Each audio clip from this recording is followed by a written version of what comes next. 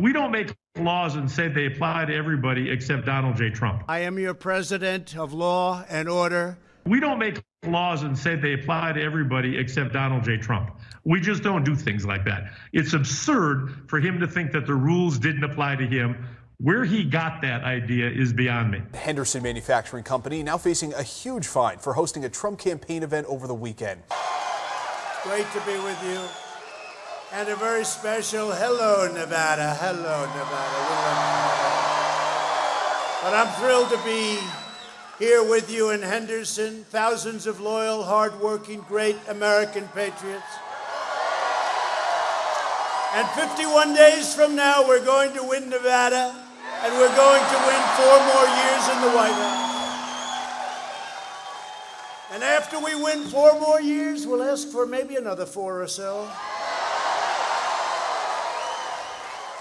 Trump 2020, 4 more years, unlimited years.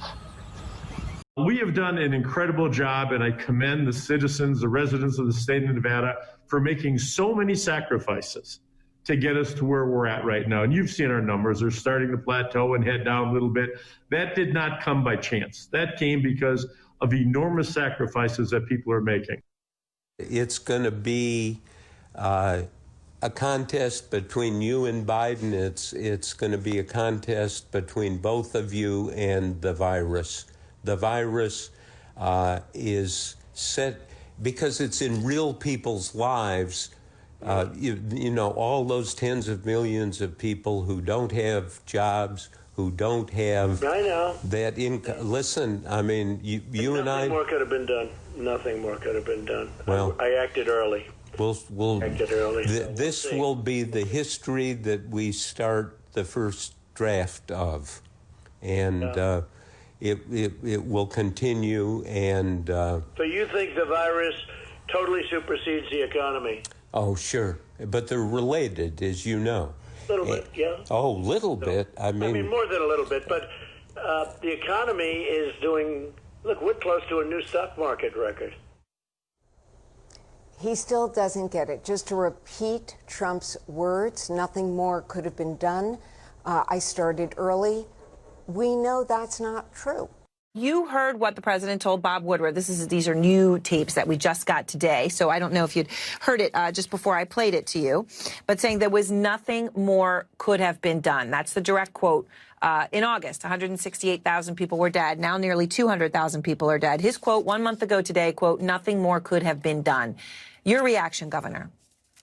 That's absolutely ridiculous. First off, he doesn't know how many people died. Yesterday at the rallies, he said it was 180,000 several times. Apparently, the other 15,000 people that have died don't matter to him. I've been on weekly calls with the president's task force, with Vice President Pence, with the CDC, with FEMA, literally begging for PPE, for test kits. Literally begging, can you give us some transport materials? Can you give us swabs? Oh, you can have all you want. We've got an abundance. We've got too many. We can't get them. So much more could have been done. If there would have been an organized national response, we would have saved thousands and thousands of lives. But it wasn't important to the president, so he chose to just ignore it. So I want to show you again, Governor, the pictures from the president's event that's happening right now as you and I are talking. So this is in Phoenix. You can see chairs packed together, indoors, no masks, right? This is an event no one would have any idea was happening right now, except for I'm telling you it is happening right now. Let me ask you, Governor, why do you think the president is doing this? And by the way, he's very clear that he won't come near anyone, right? He does socially distance. He's doing this for his supporters. Go ahead. Yeah, he didn't care. He had a rally here with several thousand people yesterday. He cared about himself being protected. He didn't care about the other thousands of people that were in there and the 3 million residents I have in the state of Nevada that are at potential of having disease transmitted because of what he did. He only cares about himself, and he knows what the rules are. This isn't, he can't say he didn't know. He knew what the rules were. He chose to show callous disregard in a reckless, selfish, irresponsible way. There's no other way to put it. No other way to put it. Let me ask you a little bit more about that rally, right, in your state last night. You have a state order limiting gatherings to 50 people, right? I just went through in Henderson, right? He violated that. He violated masks. He violated social distancing, all the ordinances. The president tells the Las Vegas Review-Journal that he did not think he was subject to your limit on 50 people. Do you take that seriously, that he said, I don't know why, because he's the president, that he's not subject to the rules, when your rules actually, just to be clear to anyone watching, follow what his task force and CDC say to do? I mean, that's just the ego and the arrogance. That's just a joke. We don't make laws and say they apply to everybody except Donald J. Trump. We just don't do things like that. It's absurd for him to think that the rules didn't apply to him. Where he got that idea is beyond me. I think he just doesn't much care.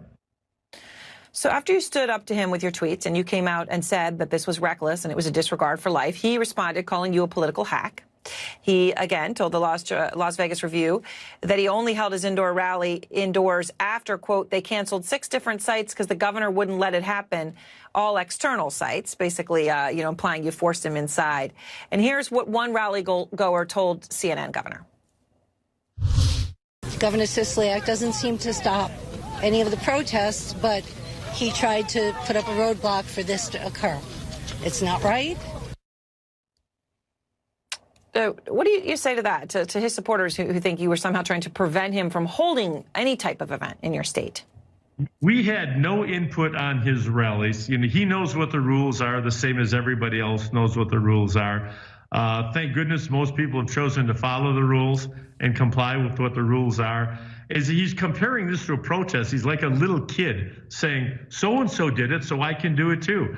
I wish that we didn't have large gatherings anywhere, whether they're on the Las Vegas Strip or it's a protest or it's at one of his rallies. When people are together, medical science shows us that disease is transmitted. The justification of it's okay that I did it because somebody else did it, that just doesn't make any sense. He's the president of the United States. He should be an example for everybody, not play to the lowest common denominator, and that's what he's doing. So you brought up the Las Vegas denominator. Let me ask you, you brought up the Las Vegas Strip. So Richard Grenell, former acting director of national intelligence and ambassador to Germany, tweeted to you. This is his tweet. So tens of thousands of people were on the Las Vegas Strip last night. You were silent. Stop the election interference. You are weaponizing your office by attacking the opposition. What's your response to Ambassador Grenell basically calling you out for anyone being on the Las Vegas Strip? Well, first off, he's ridiculous. He doesn't understand there weren't tens of thousands of people there. If they were, my economy would be buzzing like it was 2 years ago.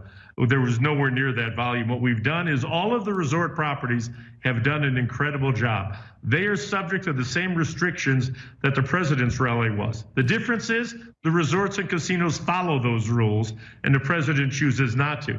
Now, when someone leaves the business and goes onto a public street, there's nobody enforcing it. We have enforcement inside of the businesses. The businesses enforce, but when you get outside on the street, nobody's enforcing it, and that's a problem for all of us, for every governor that's facing these situations. You've just got a situation there where there are more people on that street area. All right. Well, Governor, I appreciate your time, and I thank you tonight for being with me. Thanks so much, Aaron. Appreciate the opportunity to represent the folks of Nevada. More now on the fallout after President Trump's rally last night. The city of Henderson fining the company that hosted the event. The company's owner responding tonight saying he's simply exercising his First Amendment rights. And 13 Action News reporter Jeremy Chen right now is live near the Ahern Hotel with more on the citation that was given to the owner. Jeremy. Yeah, Todd and Trish, Don Ahern, the owner of Extreme Manufacturing, making very short statements today. The issue, pretty much the fact that last night Trump's rally was held at his assembly building in Henderson. According to the Trump campaign spokesperson I spoke with, they pretty much said there were about 5,000 people inside the building with a few thousand outside. Seating arrangements failing to allow for social distancing and an event causing more than 50 people to gather. Those are just 2 of the 6 violations documented by Henderson City compliance officials during President Trump's rally on Sunday evening at Extreme Manufacturing. You know, they've got a job to do. They may be being directed So we respect everybody's position in this situation. Owner Don Ahern reacting to the citation and fine given by the city. The 6 violations totaling $3,000 in defiance of public health orders. Ahern argues his event was no different than people gathering at pools, gaming tables, or for the recent protests in the valley, while reiterating the First Amendment. My goal was to continue the great American traditions of the right to assemble. The Trump campaign says at the rally, everyone was temperature checked at the entrance before going inside, and masks were recommended but not required. Ahern so far saying he has no regrets about hosting the event to support President Trump. I believe that it is my patriotic duty to do what is right for our country. Now, Ahern has 30 days to respond or dispute that fine that was imposed by the city of Henderson. We also wanted to mention, as far as that $3,000 fine, not really expected to affect Ahern's bottom line, as his company makes more than $50 million in annual revenues, and that's according to Dun & Bradstreet, a company that provides analytics for businesses. Jeremy Chen, 13 Action News. We don't make laws and say they apply to everybody except Donald J. Trump. I am your president of law and order. We don't make laws and say they apply to everybody except Donald J. Trump.